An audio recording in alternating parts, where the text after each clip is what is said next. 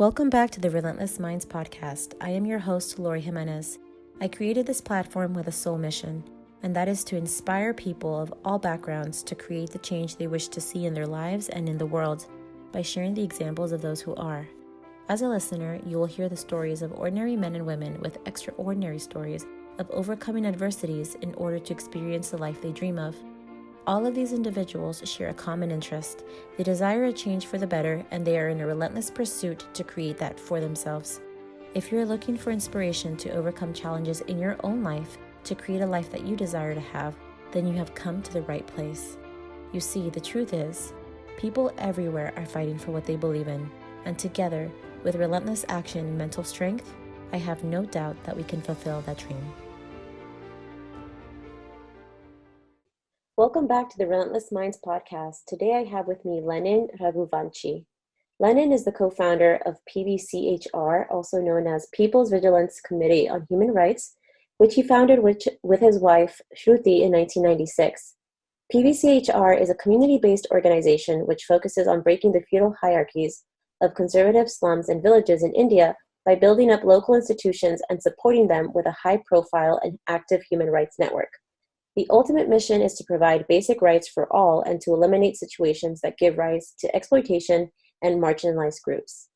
Lenin has focused most of his life on advocating for the basic rights of marginalized groups in India's society. Thank you so much, Lenin, for being here today. I truly appreciate you taking the time to being here on this interview and sharing your knowledge and your work when it comes to advocating for the rights of marginalized communities in India.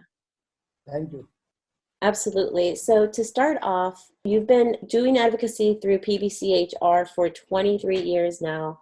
And I wanted actually to take us back. What was it that drew you initially to wanting to help the marginalized communities in your society? And why was this so important to you?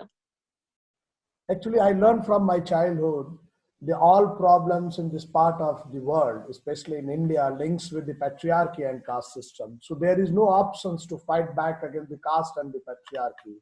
And for that reason, it is important, if you want to really create the vibrant, inclusive and plural democracy, you need to give the rights and the share and cares to the marginalized people and to empower them also, and especially to the women. Then I understand there is the biggest problem is the mind of hegemonic masculinity created by caste system and patriarchy. And for that reason, we need to eliminate this hegemonic masculinity based on the caste system and patriarchy. Another incident happened in my life. I went to the medical hospital, and my boss told me he needs 15% cut of corruption money. I told, oh my God, one hand, if you are going to hospital, bosses need money from corruption. I decided to work on the disease of our community facing due to the caste system and patriarchy in this part of the world. And initially it is very tough because Dalit people did not trust on me due to this caste system. And also the upper caste people so much attack on me. But slowly, when you started to work with clear understanding, open minds, no boxes in your brain, in your thought process, then you are going to create a lot of things. And this thing, it is like for me, going from upper caste man to the human. So it is not, I'm only contributing to my society.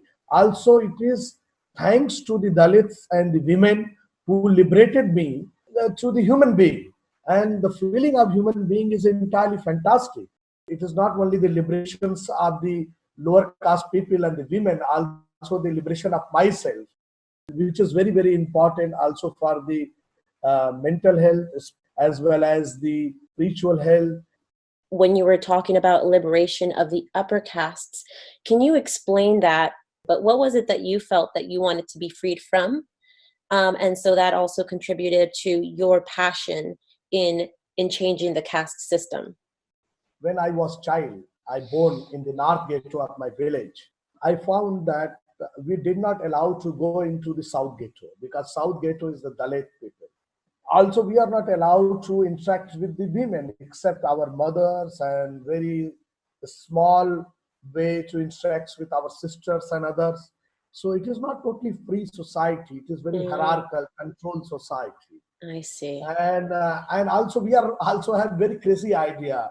Dalit people always obey our orders, and the women is our slaves. And in that way, my childhood friend become very violent.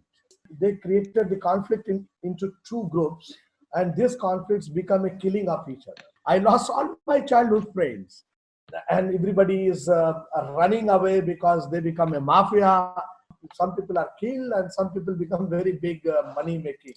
This is the biggest problem of the childhood, because you are thinking you are a top and you have the all privileges, and you don't respect the dignity of labor, you don't respect the human being, you don't respect the dignity of animals, you don't respect the dignity of anybody. And that is the crazy idea.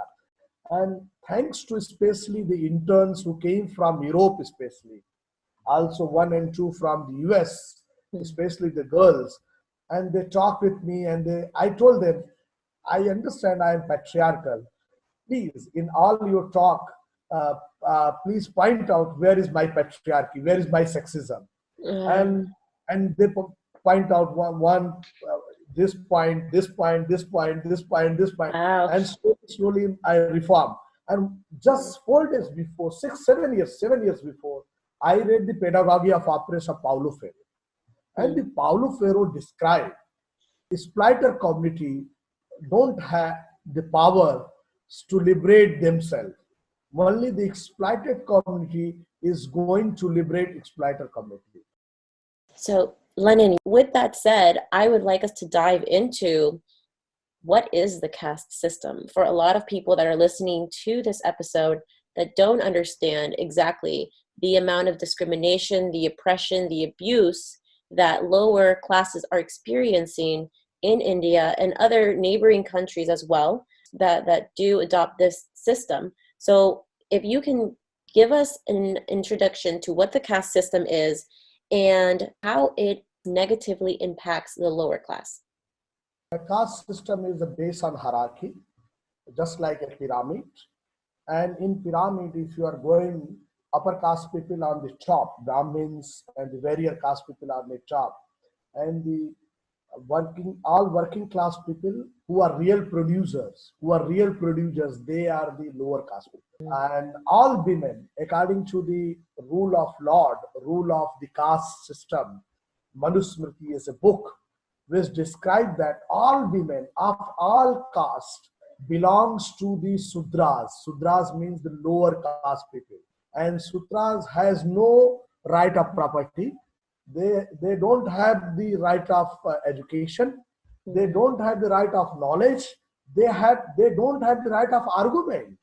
They don't have the right of vote. They don't have the right of the protest. They are like slaves. So all women, upper caste women, lower caste women, once upon a time, they were slaves, and they are real producers. 85% people are facing the slavery of the caste system, Mm. and 15% people are the privileged. If you look, the India is facing highest rate of illiteracy, highest rate of illiteracy among the women. We are facing the killing of the women. We are facing a lot of discrimination in the health system. We are facing discrimination in education system. And Mm. when this new constitution came, and our founding father Mahatma Gandhi and Dr. Ambedkar come together and create this Indian constitutions on the basis of universal values. And for that reason, the remnant of the upper caste people, they created a fascist Mm. ideology, and they started to talk about our religion in the problem. What is our religion? Real our Hindu religion, our Sanatan religion is talking against the caste system.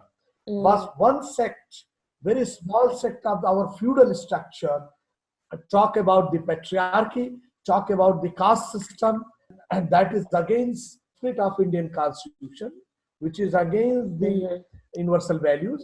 And nowadays, what is happening? This upper caste people who did not liberate themselves, they also create the politics of fascism in this country. But the real problem is that because the women are marching for their liberations, Dalits are marching for their liberations, and this liberation means the enhancing and the establishment of the humanity. So this Sudras is also unique because the Manusmriti, which is the book of caste, which describe all women of all castes belongs to the Sudra. Sudras has no rights on the education, and for that reason, where the fascism is so high, like a Swat Valley in the Pakistan, what happened when the Malala asked about the education? They wanted to shoot her. Yep, that's absolutely right. And I did want to mention, just so that the audience can be informed, but the discrimination that's being seen and the treatment that's being received by these lower classes. You were mentioning about women, not having any rights like these, and then the lower class having no opportunities, to grow and have receive their education. But also, there's abuse, there's women abuse, there's rape of them, there's a forced child labor, right? So there's the bonded laborers that are used to pay off debts. And there's high infant and maternal mortality because, linked to not really having healthcare, right? Or medical resources. And then there's the custodial torture. So there are so many different dynamics. And also, just to put in there as well, the rights to land and resources, which is also a sign of social class, and how these lower classes, they're not given that privilege. They're not given any land, which will expose them to then exploitation and abuse, right? And so if you want to speak about these other treatments and discrimination that these lower class are experiencing, that is just complete violations of human rights. All forced labor in India, 20 to 65 million, only from the lower caste community, not a single forced labor from upper caste. 13% of the whole workforce of India, all child labor from the lower caste community. Every year, 70,000 people died in the custodial violence and judicial violence. And 96% judicial deaths and custodial deaths belongs to scheduled caste and lower caste people. And also for the women, there is a dowry death, there is a dowry problem. They are killing to the women into the home, domestic violence, rape. They are using rape as a weapon to give the lessons to the lower caste people and the women. They are using police to make them silence. Also, there is a lot of false implications. And when the women is talking so much, they have the witch hunting. So in this country, Europe faced 300 years ago, still we have the witch hunting in our area. Wow. So giving the punishment, cut the tongues, collective rapes, naked the women. And that is happening. So cruel, so inhuman.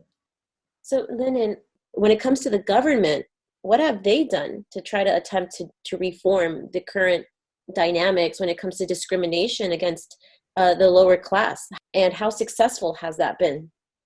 Yeah, look, our Indian constitution is very progressive. And Indian constitution article 14 abolishes the untouchability.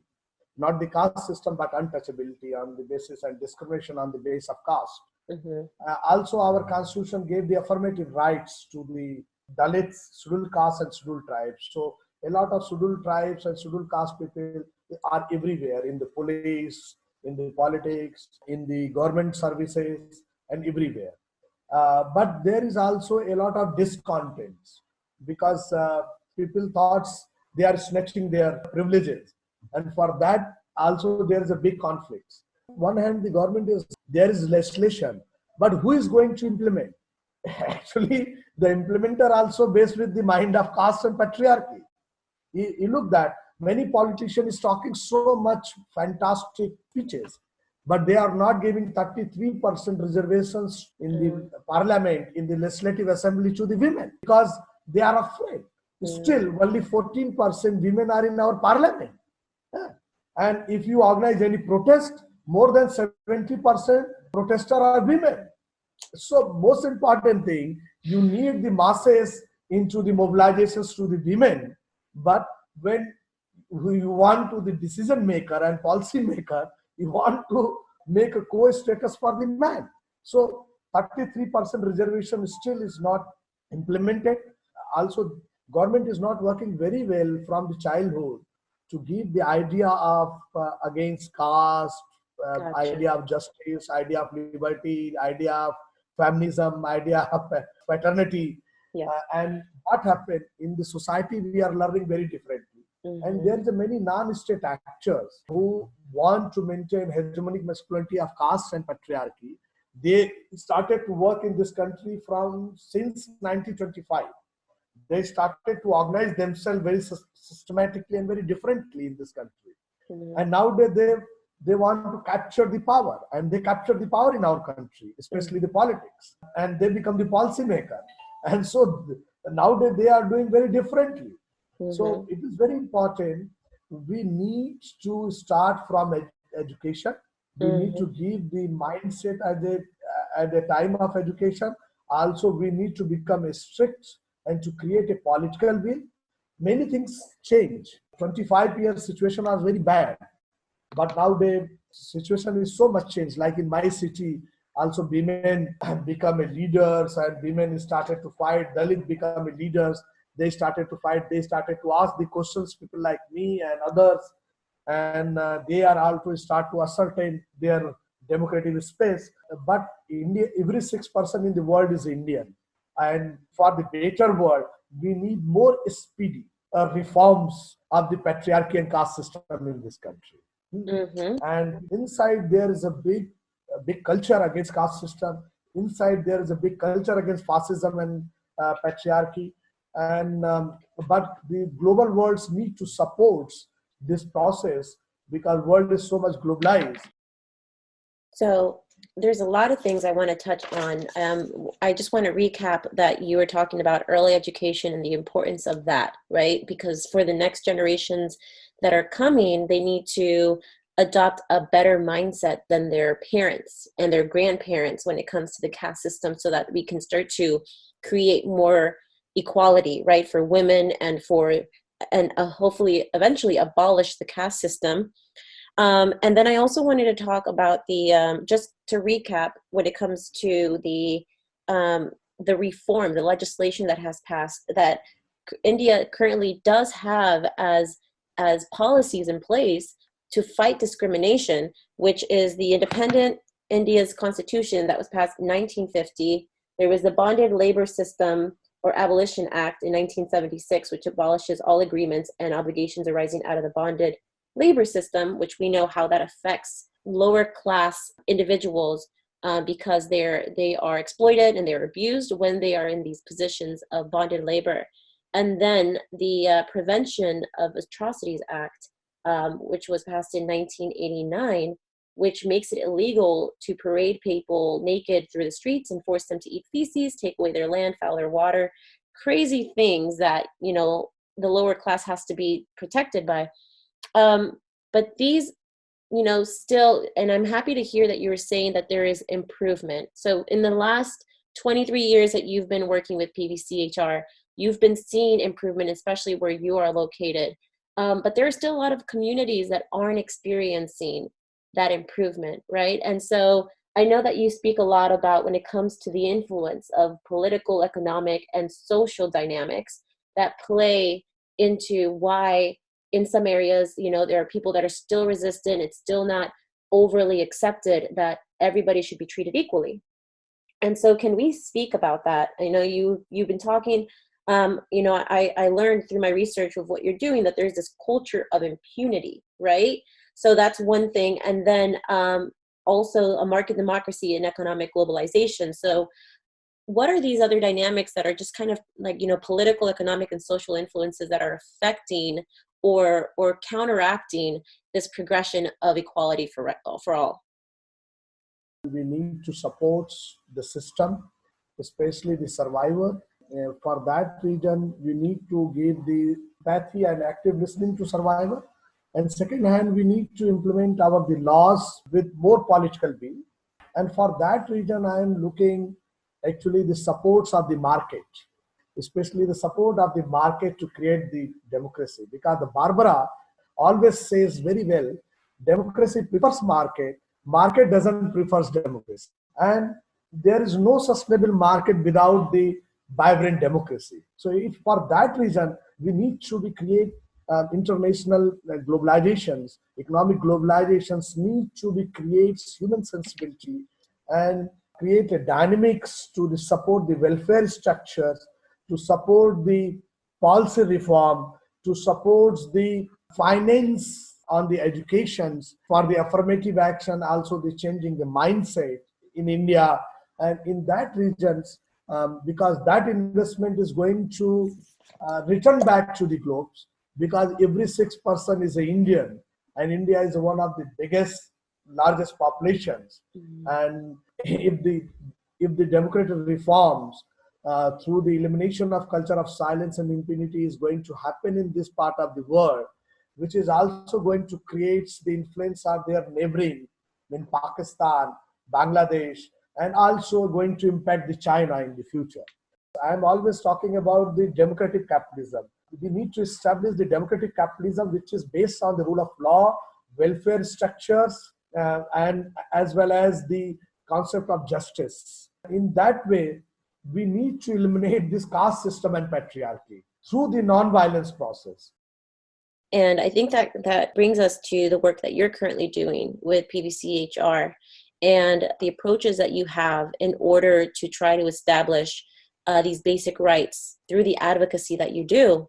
When it comes to your work and your wife's work through PVCHR, what is it that you're doing to try to break the system? Because you had mentioned before, establishing institutions. And so if you can just talk about your approach, what have you seen that works?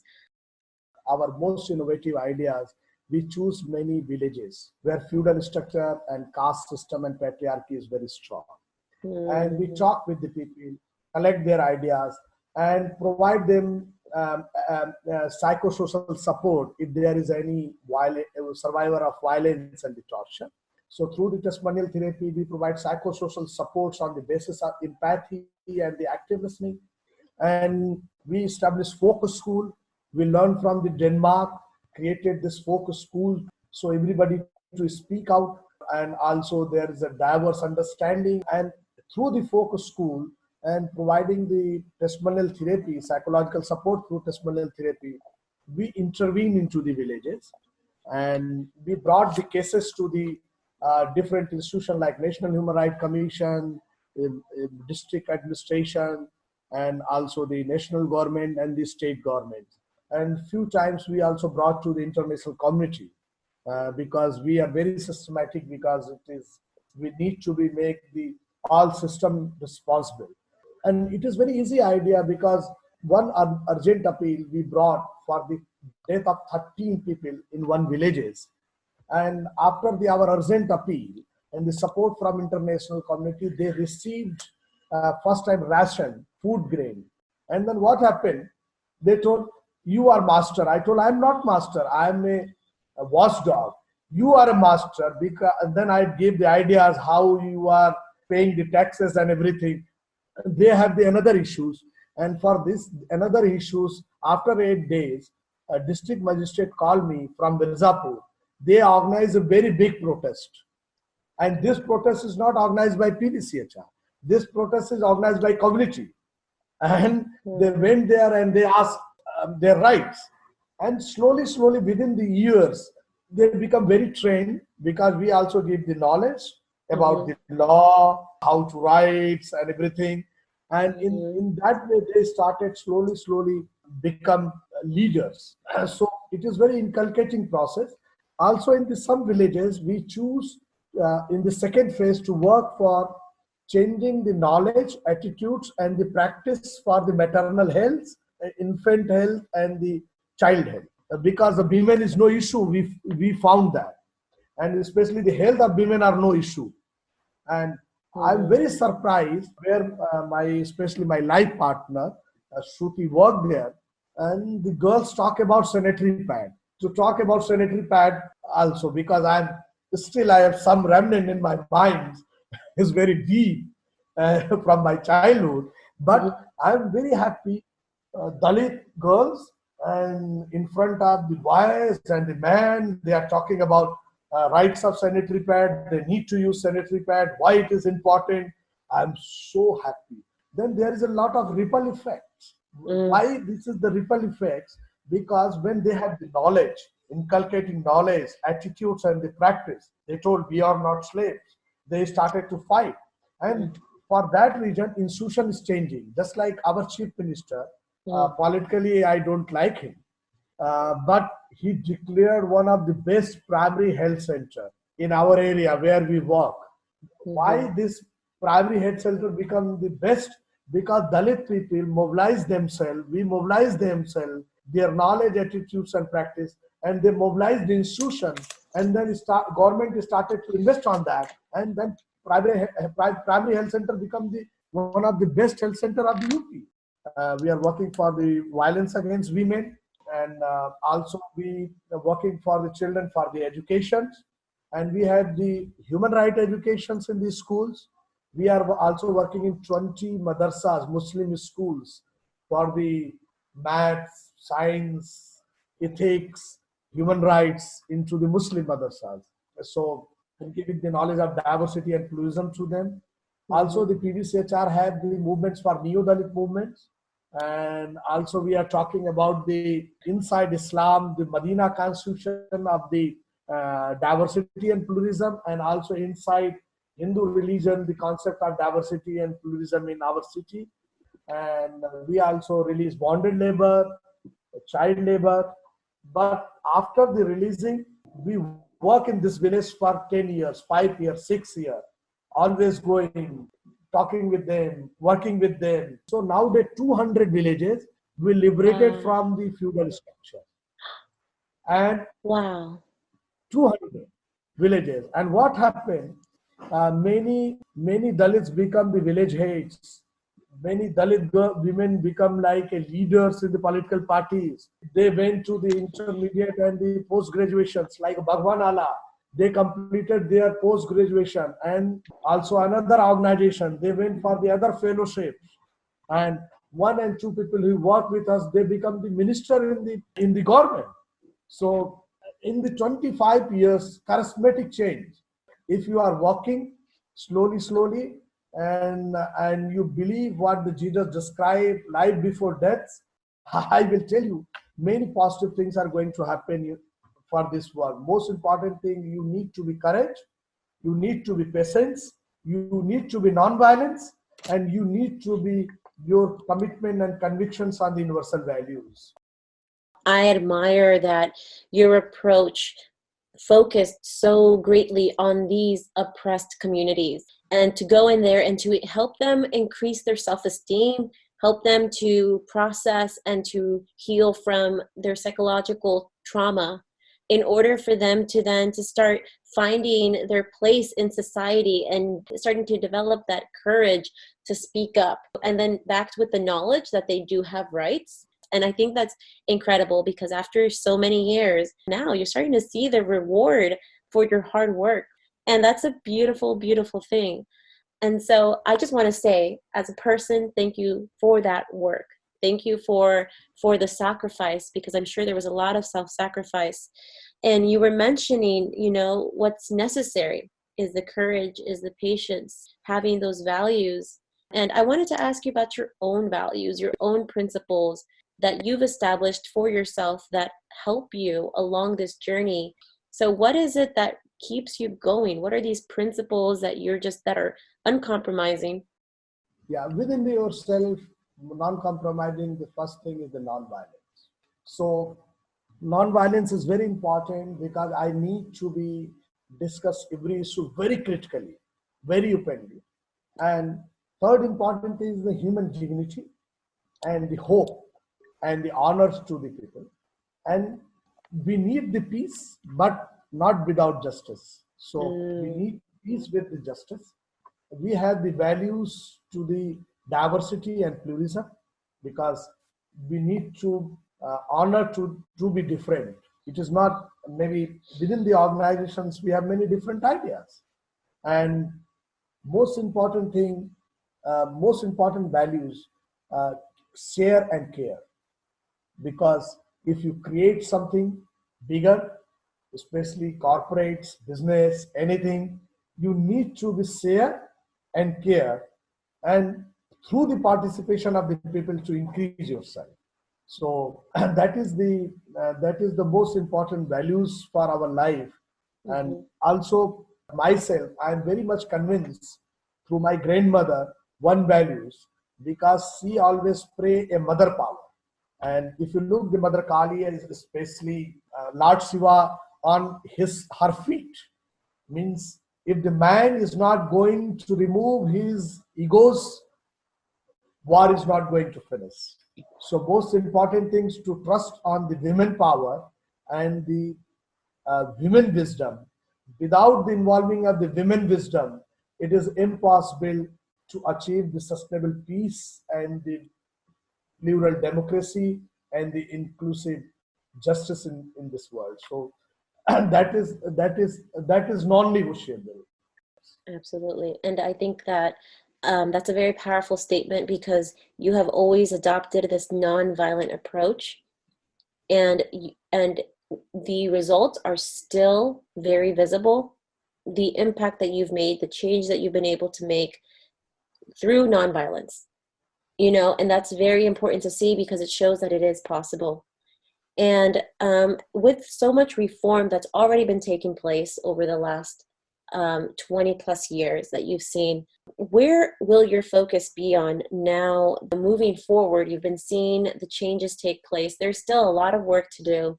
What's your next step? Where's the focus going to be on now?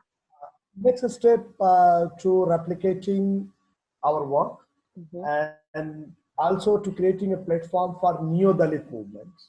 Because why I'm feeling neo-Dalits? Dalit means a political thought process against the exploitation, against the injustice. Mm-hmm. Why I'm feeling the neo-Dalits? Because neo-Dalit is little different from Dalit movements. Mm. Dalit movements only claim, but the neo-Dalit movements creating the platform for reconciliations with the women, reconciliations with the upper caste man, and creating a broader unity to fight back the caste system, patriarchy, and the fascism in this Mm-hmm. part of the world, as well as the other sectarian ideas, and fighting back the neoliberal understanding economic policy. Means so much gap between have and have nots, but not opposing democratic capitalism.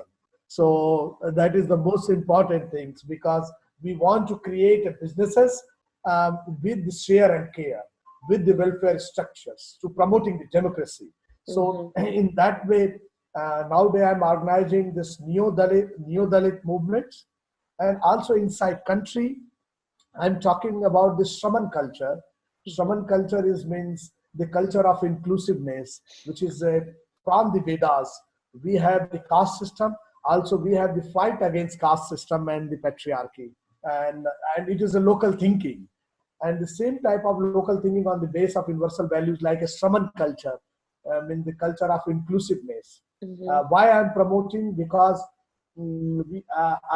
because there's a mass base, so it is very important to bring the philosophy of Gandhi, Buddha, Ambedkar, to promote the Kabir and Raidas, as well as because they are thinking on the universal values, as well as this new Dalit process. And third things to replicate near about 100 more activists, Mm. finance them, nurture them, mentor them, so they will create a lot of dynamics in the future. I'm so happy that you're doing this work and that it's causing such a ripple effect. And Lenin, to wrap up our interview, what would be the final message that you would like our listeners to stay with and that you would like to tell the global community after this whole conversation today? Two final messages. There is no space for the violence. We need to be inclusive for the all marginalized people. We need to be inclusive for the women, to bring them also in the decision making process and also into the implementations. and especially also appeal to the globe as the South Asian, because in the South Asia, fascism and terrorism is the big problem. And for that reason, we are going to tell we are fighting here, because my grandmother told that in the Sanatan religion, in the Hindu religion, uh, there is whole world is our family. So we are not going to accept the ideas of Hitler and Mussolini in this part of the world, and we are going to eliminate these ideas of the Hitler and Mussolini, their Superman theory, also the Superman theory of the caste system and patriarchy, and we are going to create this part of the world more diverse, more plural, on the same philosophy of the universal values and the local thinking of the diversity and pluralism. Wonderful. Thank you so much for that, Lenin. And I would like to give everybody the information for your website. If anybody wanted to learn more about what you do and the impact that you're making, they can visit your website at www.pvchr.asia. And also, there's an opportunity to donate as well, so that you can continue to fight caste discrimination and win equal rights for those marginalized communities. And so I'll make sure to leave this information in the show notes in case anybody wanted to check out your website and donate. And Lenin, thank you so much for being here today and for sharing so much powerful and important information with us. Thank you. Absolutely. Thank you so much for listening to this episode. If you enjoyed it and feel inspired and would like to be a part of the Relentless Minds community, you can join the movement for change on Instagram and Twitter. We would also love to know how your experience has been as a listener. If you haven't yet, please go to Apple Podcasts and subscribe, rate, and review this podcast. Join us next week for another powerful story. Thank you so much for listening. Until next time.